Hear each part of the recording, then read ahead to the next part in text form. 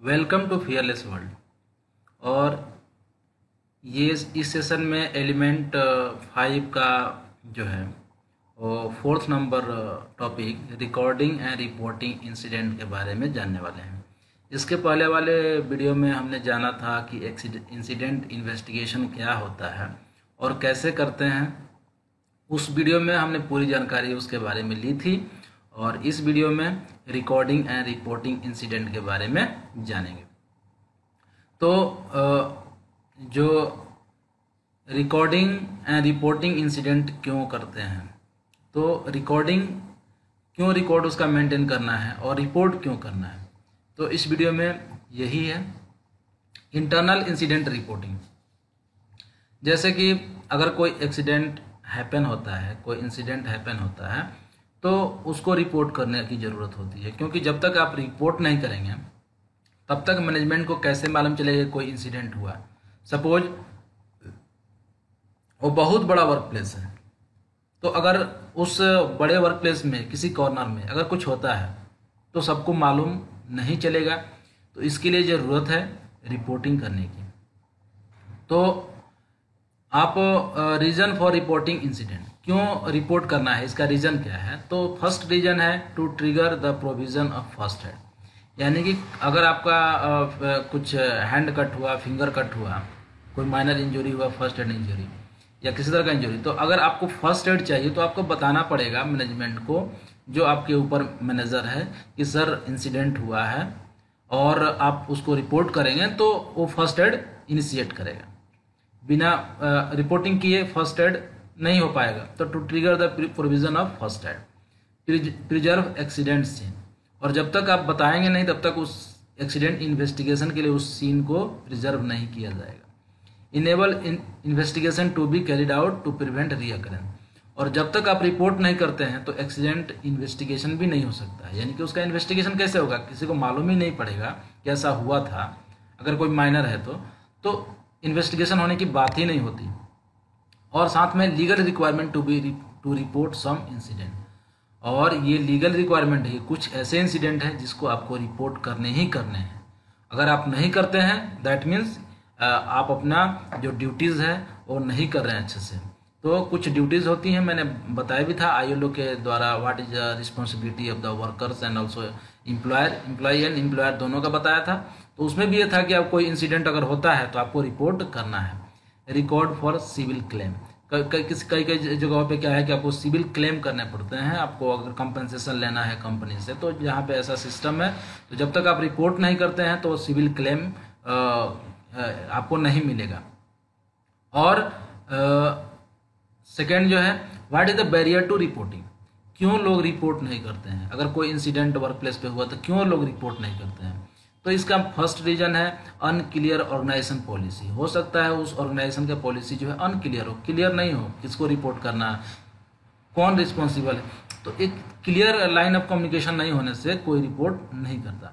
No reporting system in place, हो सकता है कि वहाँ पे रिपोर्टिंग का कोई सिस्टम ही नहीं हो, तो इस तरह से भी। और culture of not reporting, that means Pir pressure, मैंने पीर प्रेशर के बारे में बताया था पहले की वीडियो में। तो उसमें कल्चर हुआ उस कंपनी का कि अरे वर्क प्लेस आपके जो साथ के वर्कर हो बोलते हो कि नहीं नहीं आपको रिपोर्ट तो करने नहीं है, मत करो नहीं तो बहुत प्रॉब्लम होता है। इस तरह का अगर वहाँ पे पीर ग्रुप प्रेशर है, इस तरह का कल्चर है वहाँ पे, तो भी आदमी कोई नहीं करता। और ओवरली कॉम्प्लिकेटेड रिपोर्टिंग प्रोसीजर, और वहाँ पे बहुत ही कॉम्प्लिकेटेड रिपोर्टिंग प्रोसीजर हो तब भी कोई फॉलो नहीं करता। और एक्सेसिव पेपर वर्क, और रिपोर्टिंग करने में बहुत ही पेपर वर्क हो, ये फॉर्म भरना, वो फॉर्म भरना, यहाँ साइन करना, वहाँ साइन करना, इस तरह का अगर कॉम्प्लिकेटेड बहुत ज़्यादा है तो फिर लोग बोलते हैं कौन टेंशन लेगा छोटे कामों के लिए। एक्सेसिव पेपर वर्क और टेक टू मच टाइम, और अगर ज़्यादा समय ले रहा है, 1 दिन 2 दिन इस तरह का कुछ लग रहा है, तो भी लोग परेशान होते हैं कौन उसमें जाएगा। ब्लेम कल्चर, अगर आप रिपोर्ट करने जा रहे हो तो कोई बोलता है अरे तुम ही रिस्पॉन्सिबल हो, तुम्हारे चलते ऐसा हुआ, इस तरह का ब्लेम कल्चर है तो कोई रिपोर्ट करने नहीं जाता है।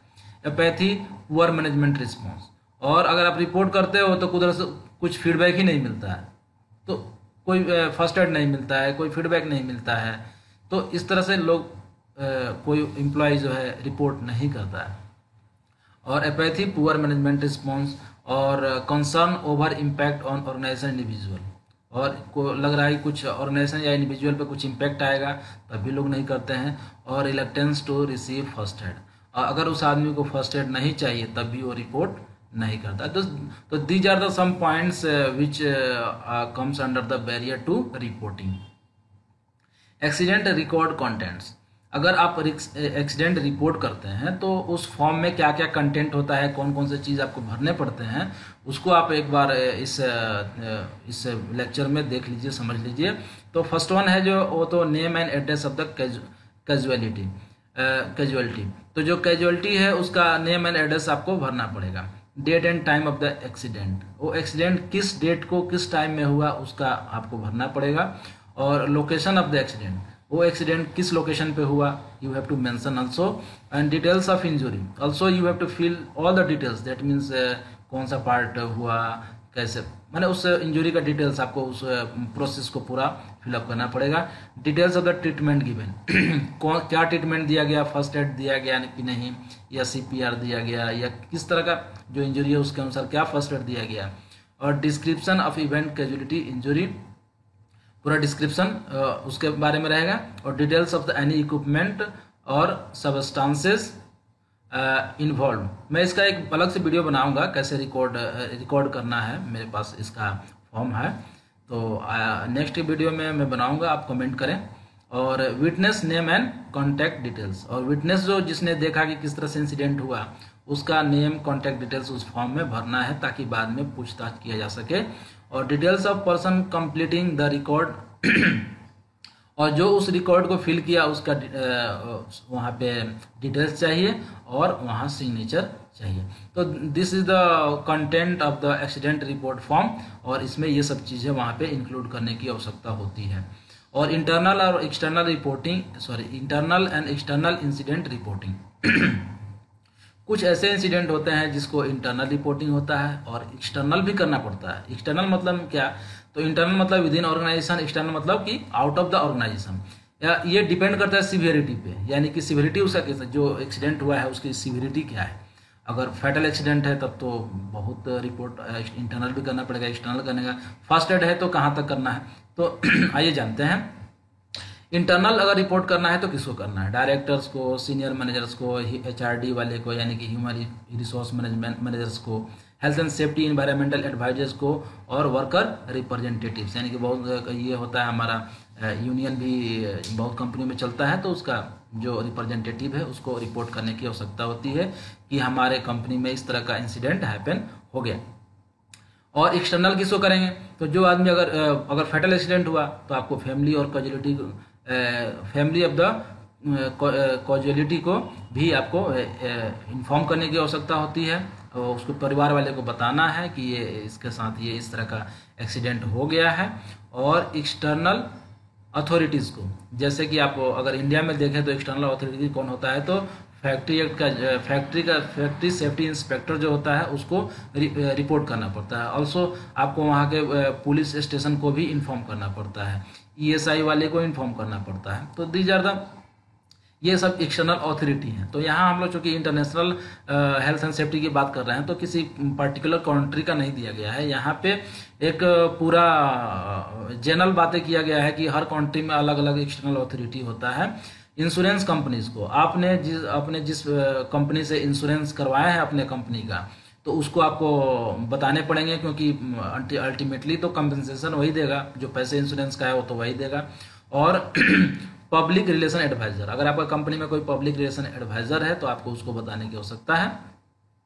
और एक्सटर्नल रिपोर्टेबल इवेंट्स, आइए जानते हैं एक्सटर्नल रिपोर्टेबल इवेंट्स के थोड़ा डिटेल्स में। तो some incident need to be reported to the regulatory by law, तो हर जगह लॉ है कि आपको कुछ इंसिडेंट जो है उसको आपको कम्युनिकेट करने हैं, आपको बताने हैं, रिपोर्ट करने हैं। तो फैटेलिटी को बताने हैं सॉरी, जैसे कोई फैटल एक्सीडेंट हो गया, कोई फैटेलिटी अगर कंपनी में हो गया, मेजर इंजरी हो गया, डेंजरस ऑकरेंस हो गया, ये सभी मैं बता चुका हूँ। फैटेलिटी मतलब किसी का जान चला गया, मेजर इंजरी आप समझ रहे हैं, कोई हाथ पैर कट गया, इस तरह का कोई मतलब मेजर इंजरी। डेंजरस ऑकरेंस आप समझ रहे हैं, मैंने पहले ही एक्सप्लेन कर दिया है। और डिजीज़ समझ ही रहे हैं, जो भी ऑक्यूपेशनल डिजीज़ हैं, और लॉस्ट टाइम इंजरी LTI।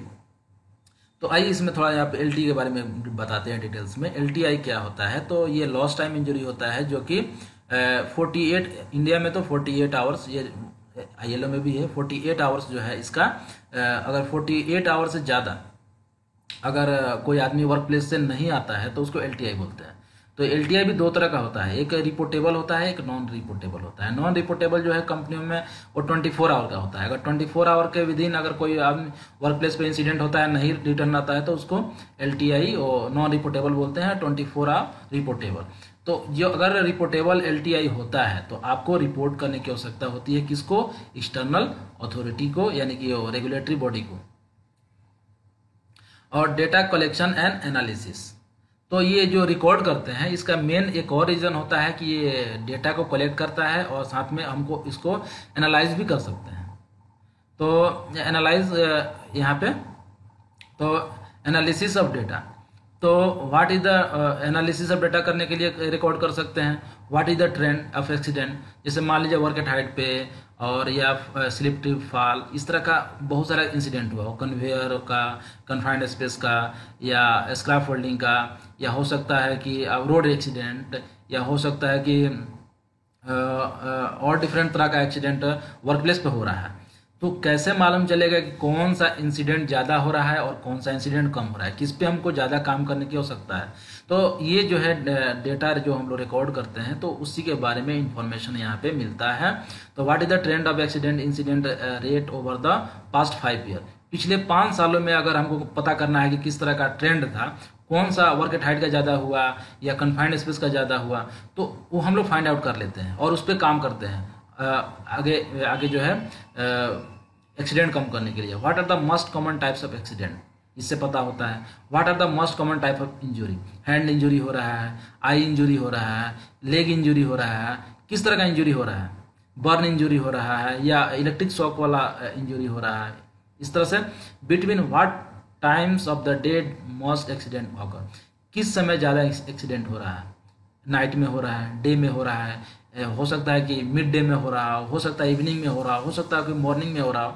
तो इससे रूट कॉज फाइंड आउट करने में भी एक बहुत आसान हो जाता है। जैसे कि मॉर्निंग में हो रहा है यानी कि लोग अच्छे से सो नहीं पा रहे हैं, इसके चलते हो रहा है। नाइट में हो रहा है, हो सकता है प्रॉपर लाइटिंग ना हो। तो आप जब डीप में पढ़ेंगे तो बहुत सारा चीज़ से मालूम चलेगा। Which part of the body is most frequent injured, which department has the highest accident rate. अब डिपार्टमेंट बाय हो सकता है कोई डिपार्टमेंट ज़्यादा वो हजार्डस एरिया हो तो उसमें ज़्यादा हो रहा हो।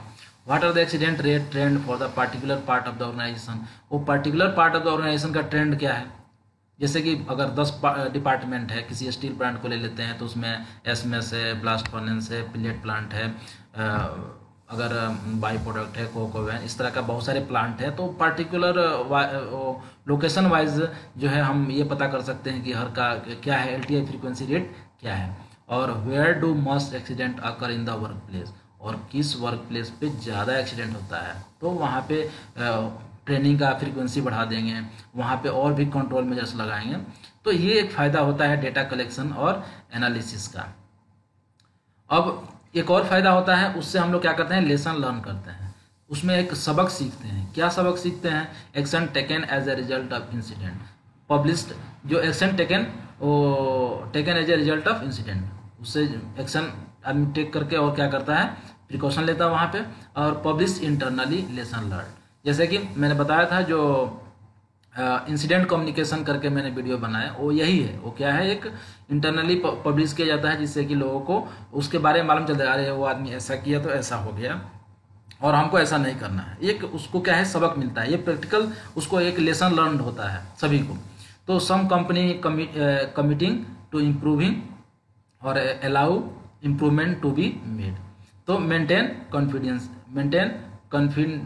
कॉन्फिडेंशियलिटी, यानी कि जो पर्सन इस तरह का उसको इंजर्ड हुआ उसकी कॉन्फिडेंशियलिटी को मेंटेन करना चाहिए उस समय, कि उस आदमी का नाम लेके कम्युनिकेट नहीं करना। अब जो हमारा सेकेंड वीडियो है इसके बाद का, सॉरी फिफ्थ, जो पांचवा है एलिमेंट 5 का फिफ्थ वीडियो, वो है review of health and safety performance के बारे में। आई थिंक आपको ये वीडियो अच्छी लगी हो, क्योंकि मैंने बहुत अच्छे से समझाने की कोशिश की है। अगर आप अच्छा लगे तो आप कमेंट करेंगे तो हमको मालूम चलेगा कि वाकई में आपको अच्छा लगा। और अगर कुछ लगे कि कुछ इम्प्रूवमेंट हो सकता है, वो भी कमेंट करें, क्योंकि हर आदमी कुछ ना कुछ सीखता है। हम आपसे सीख पा रहे हैं, आप हमसे सीखते हैं। तो ये क्या है, मैंने ये जो चैनल शुरू किया है वो लोगों को बहुत लोग जो है एक अच्छे शिक्षक के अभाव में या अच्छे टीचर नहीं मिलने से, तो हो सकता है किसी की बातें ज़्यादा समझ में आती है, किसी की कम समझ में आती है। तो एक क्या है, नॉलेज शेयरिंग है। तो आप इस नॉलेज शेयरिंग में हमारा साथ दें और कमेंट करके बताएं ये वीडियो आपको कैसा लगा। थैंक यू, नमस्कार।